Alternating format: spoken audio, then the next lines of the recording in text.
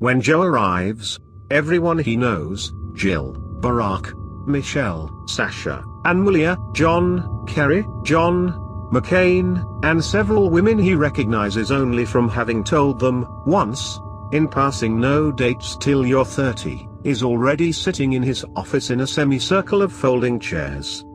He blinks once or twice, startled. "Where's the yogurt bar?" he asks. TCBY, with all the fixins. The email said. Sprinkles. Joe. President Obama says, as gently as he can, there is no yogurt bar. Joe sits down on a folding chair. His is, oddly enough, facing all the other chairs. He turns it around to face the door. "So," he says, in the ensuing silence, "who are we waiting for? Looks like some kind of an intervention. Is it old Speaker Johnny Bone? Orange Julius? I call him Orange Julius because, hey, you get it? I get it." "No, Joe," Michelle says. "This isn't for," she grimaces, "Orange Julius." "Who's it for then?" Joe gets up and makes his way around the room, shaking hands and leaning in. "Hey there, hi. No dates till you're 30. Sorry to hear about your ma, God bless her." Jill shudders. "You're right," she says, turning to President Obama. "It's just as bad as you said." "Joe," the president says. "We're here to talk to you. Sit down, please." Joe sits. The chair is still facing the wrong way. He sits in it backwards.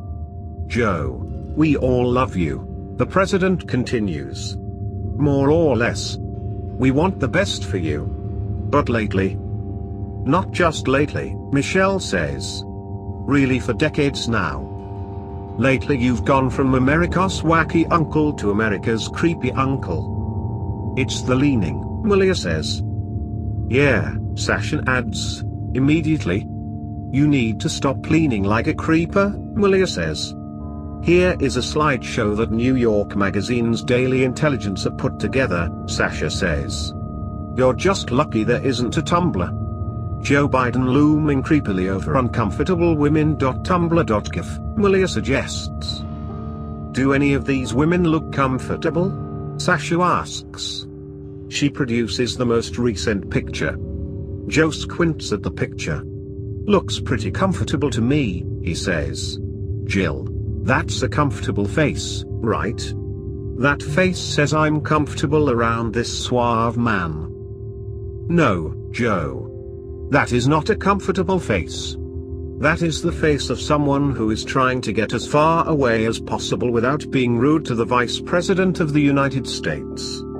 You look like you used to be a bird and you're still getting used to your human form and are trying to perch on her shoulder with your hands," Malia says. "Look at this one," Sasha says. "You look like you're auditioning for Dracula, but, like, old creepy hunchback cloak Dracula, not the new Dracula with Luke Evans that nobody saw." "I saw it," John McCain says. "You look like you're trying to tempt her to join the dark side. You look like a Dementor." "You do look a little like a Dementor."